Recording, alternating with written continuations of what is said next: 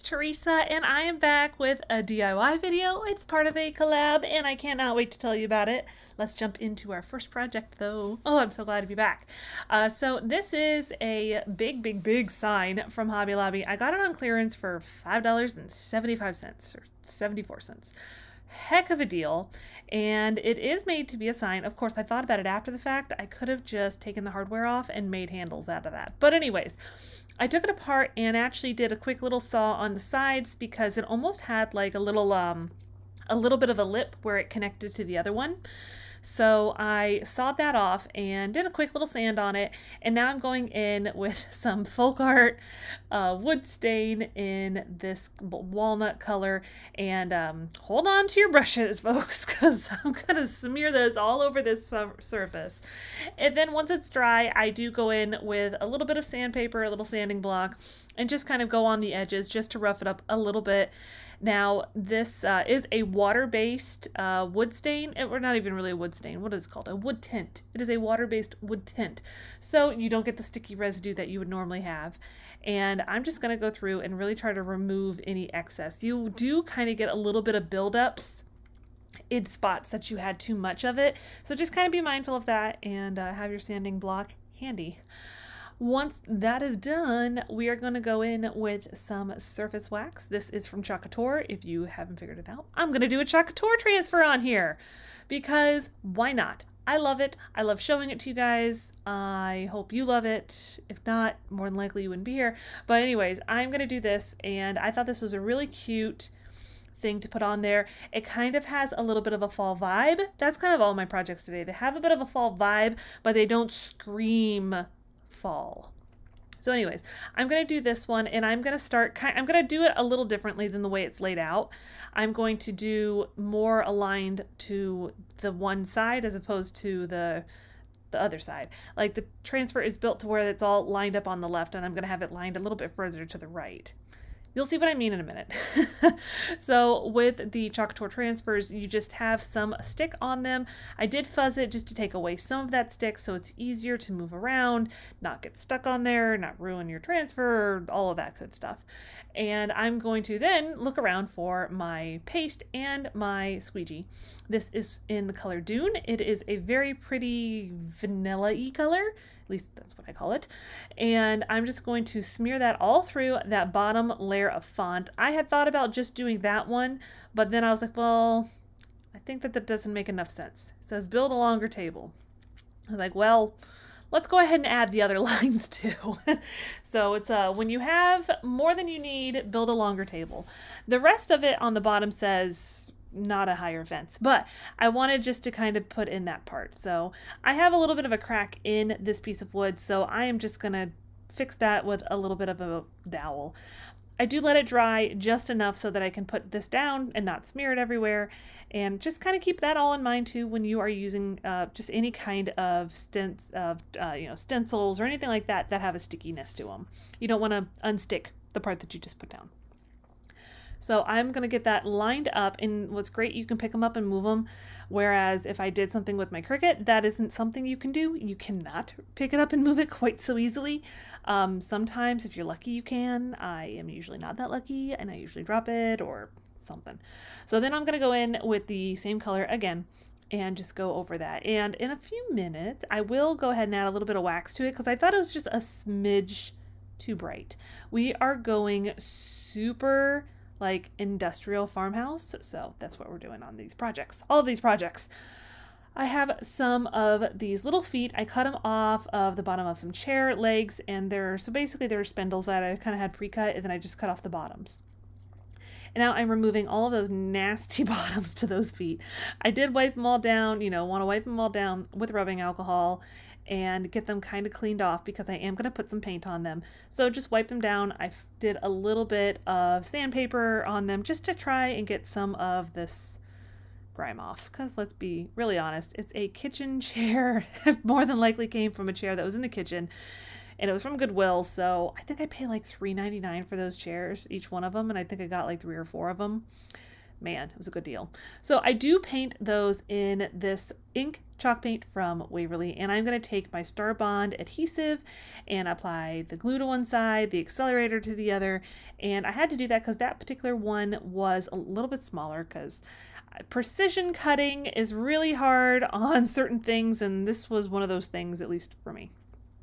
So I will repeat the gluing process. I add the glue to one side, the accelerator to my riser, and then I will attach all of my little feet. And I do actually on one end up adding a little bit more of that popsicle stick. That's what that was, by the way. I just cut up a little square of a popsicle stick. So I'm going to just squeeze out the little bit of the glue, add the accelerator, and put down the foot. Press down firmly for a few seconds, and then you can kind of go about your business and do all of your feet, all of the feet that are necessary. Apparently I needed to show you every single one of them, just in case you didn't get the idea.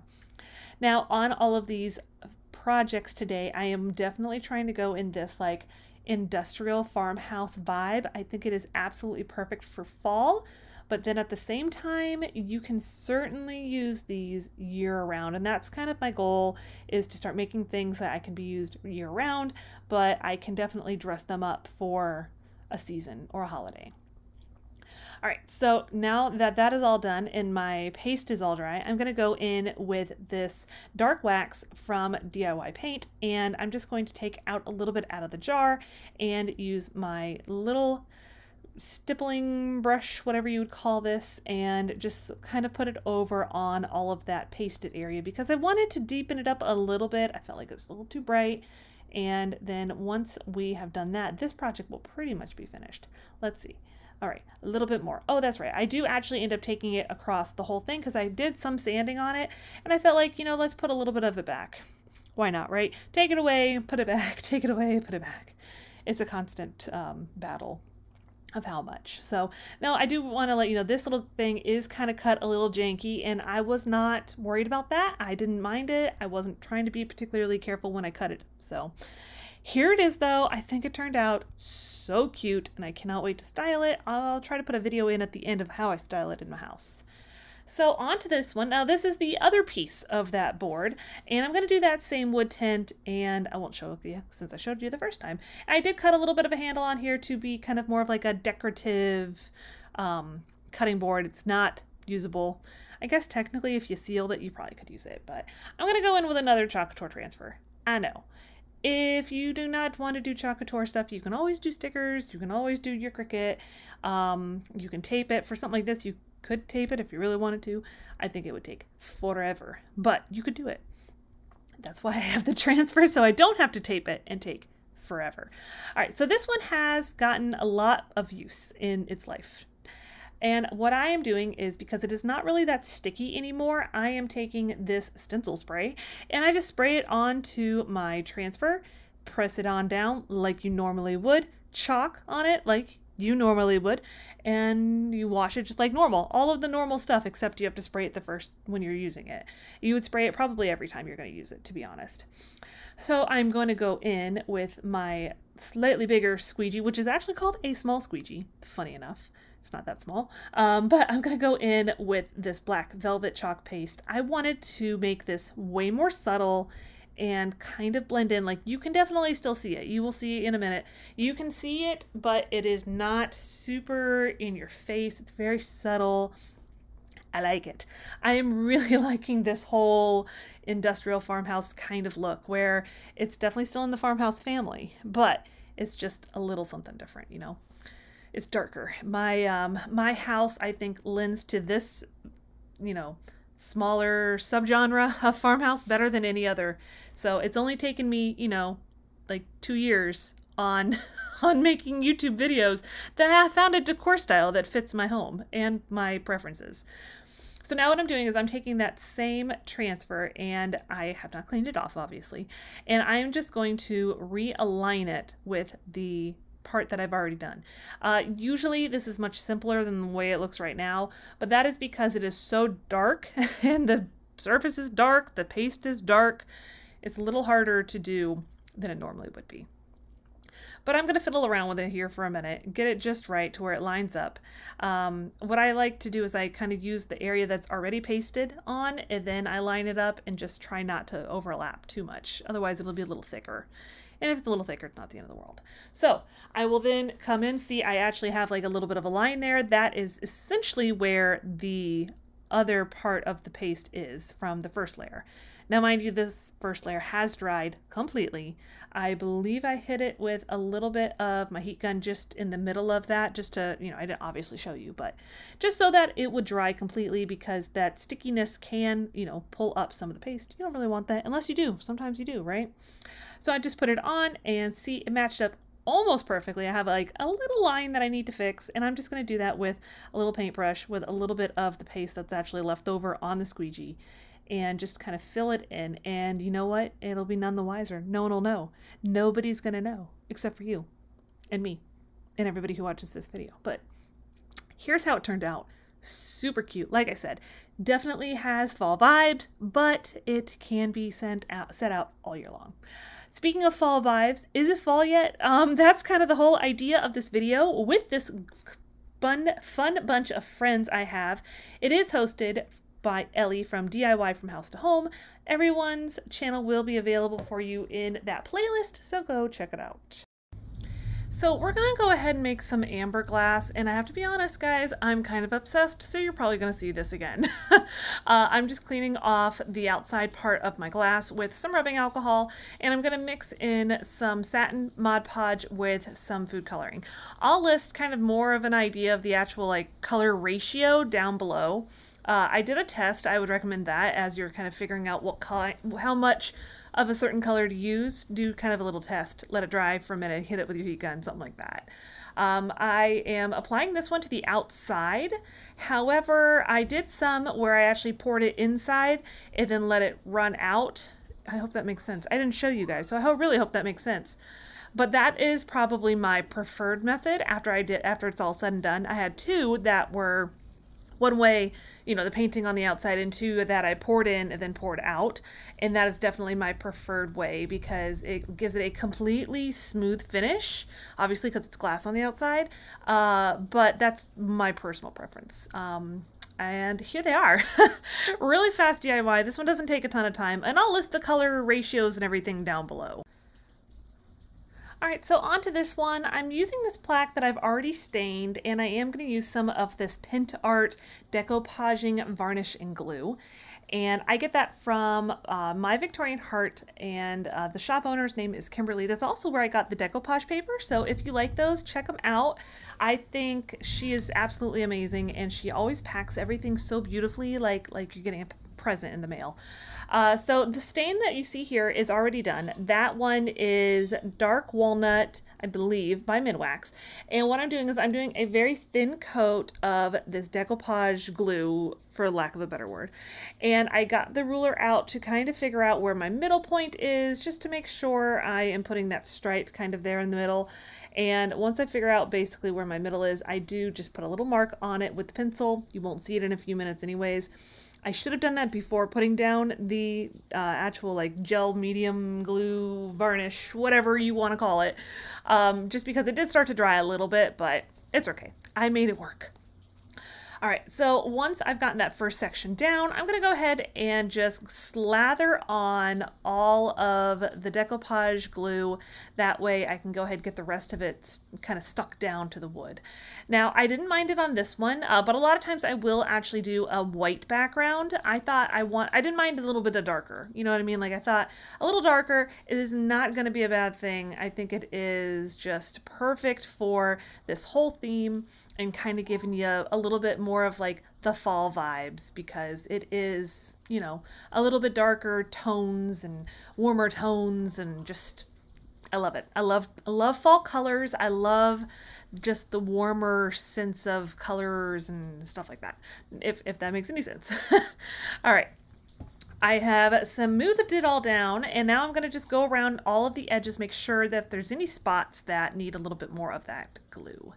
I'm going to use this from IOD. This is just, I think, their most recent release of the letters, And you can get that from Kimberly over at My Victorian Heart as well, if you're interested. This is not sponsored, by the way. She's just, I think, absolutely amazing.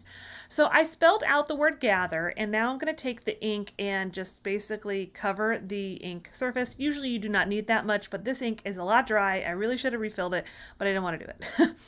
And as you can see, I lined up my letters on this little piece of plastic. It's a harder plastic, and it made it so much easier. Look at that. I mean, come on. So much easier to do that. This might be one of my preferred ways to do shorter, smaller words. And I didn't have to worry about it, you know, with my using Cricut vinyl or anything like that. I didn't have to worry about it getting stuck. It's super fast, super easy. I trimmed off, as you can see, all of the last little bit of that paper, and now I'm going to go in and add a little bit of wax. Why not, right? This is dark wax, and this is from DIY. It's like DIY Paint or DIY Debbie's DIY. I can't remember the exact name. I get it from my friend Bree over at Upcycled by Bree. I'll list her website for you down below too, in case you're interested in picking any up from her. And I'm going to take that all around the perimeter of this sign because I thought that the dark walnut wasn't quite dark enough, at least not for this video, for the purpose of this video at least. It wasn't quite dark enough, so I darkened it up with that. And I'm of course not really worried too much if I get any of that wax on the actual paper part. It's just going to add a little bit more depth, a little more detail to it. So I am just fine with it. Sorry, apparently we have a thunderstorm going on right now, if you could hear that. Florida, summertime in Florida, it's unavoidable. Anytime you're using like those DIY products though, they're a lot more natural made ingredients, so try to avoid dipping your brush right into it because you don't want to contaminate it, so just keep that in mind if you do get those products. Then I'm going to take, I had it just sitting on a baby wipe, I had a scoop of it, so I figured I'm going to use that last little bit and go all around. And I'm sorry about the coloring in this video, in this little part of it, I don't know what the heck's going on. Anyways, that's it. It is all finished, and you get to take a look at all of my finished projects. I love how everything turned out. I think this is like my new look for my house. I think it took me a long time to get to this point to realize that this is the one I wanted to do, but I think this is going to look so nice in my house, perfect for fall, and even more perfect because you can leave it out all year long. But let me know if you guys like this style. I love it. And check back because you'll probably see more of this. You'll see some more resin. No resin today. Don't worry. You'll see more of it. I hope you guys are having a great day, and I will see you next time.